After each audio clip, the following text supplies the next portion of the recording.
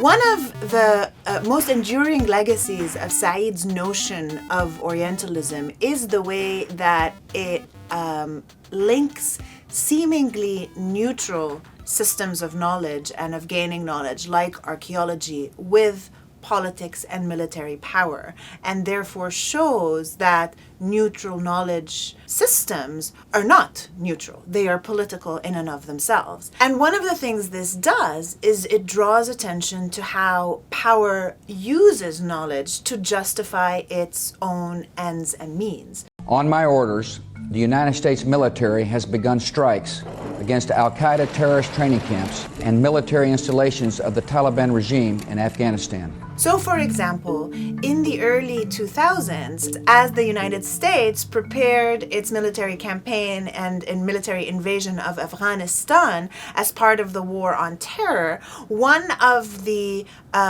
common justifications rested on saving women from the Taliban, and another was saving artifacts from the Taliban. The country is ruled by the Taliban, an Islamic militia. In 1996, these former religious students seized power and imposed a strict Islamic regime.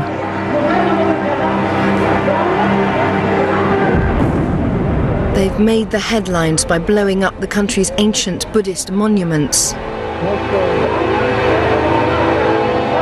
What the world doesn't know is what they're doing now to their own people. So you can see how these two women and artifact and knowledge systems, archaeologists, experts in women's rights, was used to argue that, in fact, this is why we need to go save Afghanistan from the Taliban. We think that Afghan women have a very vital role to play in the future of Afghanistan. Good-looking Indiana Jones type character who's really braving all of this risk, being very courageous, going against the Taliban, going against this Chinese mining company, going against the bureaucracy in the country to try to save essentially the cultural heritage of Afghanistan, the history of Afghanistan. So again, knowledge projects being used to justify military power. In the 19th century, when archaeologists like Champollion traveled with the Napoleonic armies in the conquest of Egypt, they also distanced that military conquest from the archaeological project of deciphering the Rosetta Stone or uncovering the artifacts of ancient Egypt. So they presented archaeology as if it was a neutral field, divorced from the real politics and military conquest. At the same time, it was the military conquest that enabled their work to begin with, right? And then it was a kind of Orientalist mindset that they then used to justify why these artifacts needed to move from places like Egypt to places like Paris or London and be saved from the natives that didn't really know what to do with them, right? So there was a multiple erasure of the native knowledge that had enabled them to find these sites and find these artifacts to begin with, and also the right of the people of a specific place to priceless historical artifacts and treasures that were found in them, right? And it's a debate that continues to this day. For example, in the UK with the Greek government and the Elgin marbles, right? Or with treasures that were taken from Benin in West Africa.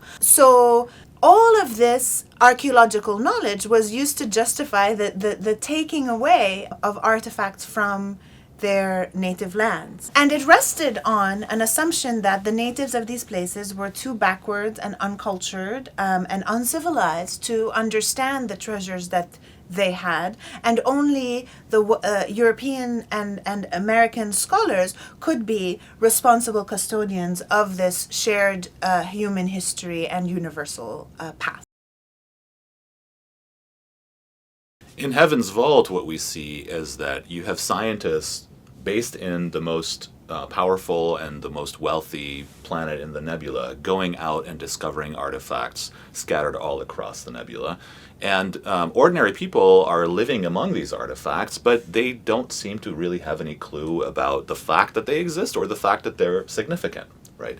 And in that way, it's kind of reproducing this Orientalist idea that the natives themselves don't have the proper understanding of, and therefore maybe the right to be controlling these artifacts, right? So Alia goes and just picks these artifacts up and brings them back. And there was an opportunity, really, in the game to show, given the broader political commentary that's happening, or the political narrative that's being articulated in the game, there was an opportunity for them to say that there's something wrong with the way that IOX is just coming in and studying and then taking away these artifacts and assuming that people have no connection to them. But it doesn't do that.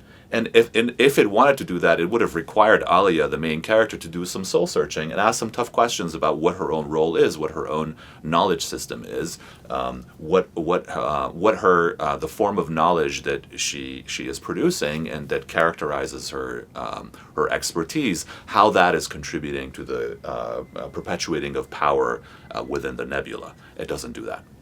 Yeah, it just assumes that archaeologists and university professors are good, but smugglers and merchants are bad, right? Even without really sort of going really deeply into questioning whether sometimes they may have similar practices.